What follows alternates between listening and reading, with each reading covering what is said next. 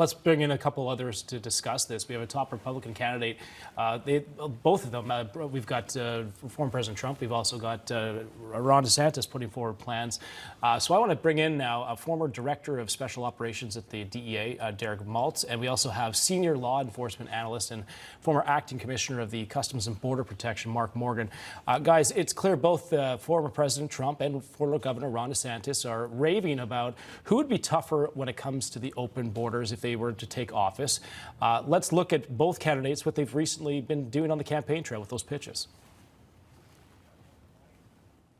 We created the most secure border in U.S. history, built nearly 500 miles of border wall, got Mexico to give us 28,000 soldiers free of charge. Thank you. And then we negotiated remain in Mexico. We'll mobilize all available resources, including the military, to stop the invasion at the southern border. Yes, we will construct the border wall because I think that that's important to have. We're going to have rules of engagement on that border. If the cartels are cutting through our border wall to try to move product, that's going to be the last thing they do because they're going to end up stone cold dead. We are going to use force at the border to be able to defend the American people. So, Mark, I want to start with you. DeSantis saying that Trump's not tough enough on the border, and Trump saying that DeSantis is just copying his outright plan. Who's right? Who's more qualified candidate to fix this ongoing crisis? Yeah, look, I'm not even going to go down that because I really believe this is like what the Democrats want. They want us to pull in so that the two top GOP contenders are going at each other. So I'm not even going to go down that road. What I will say is both of these two top GOP contenders are talking about strong border security. That's what we should be talking about. That's what we should be encouraging and praising both of these gentlemen for doing. They're both talking about how it is important for our national security to secure our southern border, how it's synonymous with national security. They're talking about coming up with policies and resources to give the incredible men and women on the front lines to do their job, to do just that, to secure our borders. This is a positive. When Governor DeSantis talks about some of the stuff that he's going to do that mirrors what we did under President Trump, which he's right, we did have the most secure border in our lifetime under President Trump, we should applaud Governor DeSantis. That's what the American people want. They don't want credit. They want a politician that's going to step up and say, hey, this worked. I'm going to mirror it. I'm going to continue that. That's what I see Governor DeSantis doing. If there's any daylight suggesting that former President Trump wasn't strong on border security, that's just absurd. So, Derek, Trump wants to fully bring back Title 42. That would include ending birthright citizenship, while DeSantis, as you heard, he wants to endorse the use of deadly force against illegal migrants who are suspected of drug trafficking. So, Derek, either candidate will need to approve this through Congress with their policies, but isn't this sort of unconstitutional what they plan to do? Well, first of all, you have one of the best experts right there that works for NEWSMAX, Mark Morgan, Tom Holman, Rodney Scott, and a whole bunch of other patriots created with President Trump the safest border we've ever had.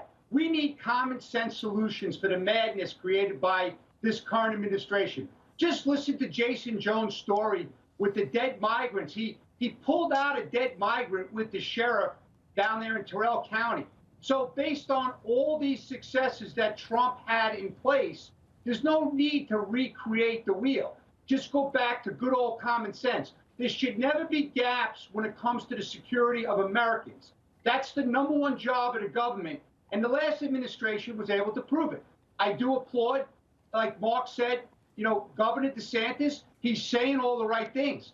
President Trump did the right things with building the wall and shut down all these loopholes for the invasion into America. And what about the 9,000 dead Americans a month from drugs, okay, on top of the migrants? Yeah, that's a great point. Jaeson, I want to ask you, I mean, you are on the front lines, as they just mentioned. What do you think it's going to take, and what's not happening that could be fixed right now? Well, I'm a firm believer, if you can't get the little things right, you're never going to get the big things right. I think most Americans are not even aware that U.S. attorneys' offices aren't prosecuting smugglers right now. Right. You can go down to that border and listen to the men and women of Border Patrol and the Texas Department of Public Safety, and they're apprehending the same smuggler 10, 15, 20 times because the U.S. attorney's offices aren't prosecuting. In Texas, it's gotten so bad that they have a border prosecutors unit that was created to conduct prosecutions. So, you know, we've got to use the full force of our own laws that already are not being utilized and go after these U.S. attorneys who are not doing their job, yet the taxpayers are having to pay them. So there's a lot of things we can do. The other part of this has to be said here, and that is that we have to take on these cartels. If we continue to attack the symptoms like drugs and weapons and human smuggling, that's very important. But we've got to understand the breadth and scope of these cartels, and we've got to leverage the full capabilities of our government and go after them. Great point. Mark, we've seen the damage at the border under the Biden administration. From what you've seen up until right now that we're seeing, what can be fixed right now in the White House without having any policy changes? Is it a matter of letting these people at the border actually do their job?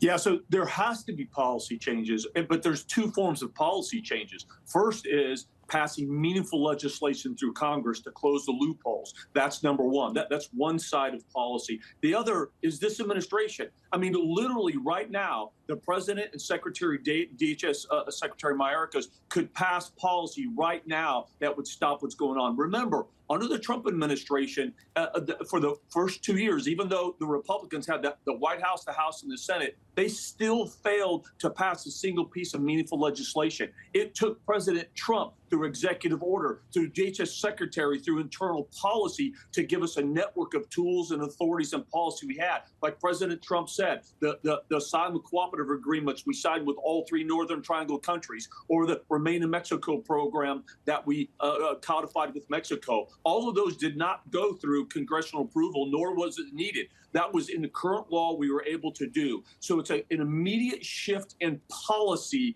to be able to implement a multi-layer strategy of deterrence, consequences, and put integrity back in the system. You do that on top of putting the right network of resources, including continuing to build the wall, technology, and personnel. You have that duality of multi-layer strategy, you'll see our border secure overnight.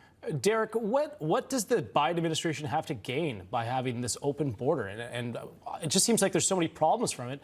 What are they gaining by doing this? Well, that's a great question. In my opinion, they're gaining potential votes. They're trying to gain votes in the election by bringing in all these people from around the world. Remember, these people are getting freebies. The American taxpayer is funding their education, their births of their babies, you know, giving them food and cell phones or whatever else they're giving them.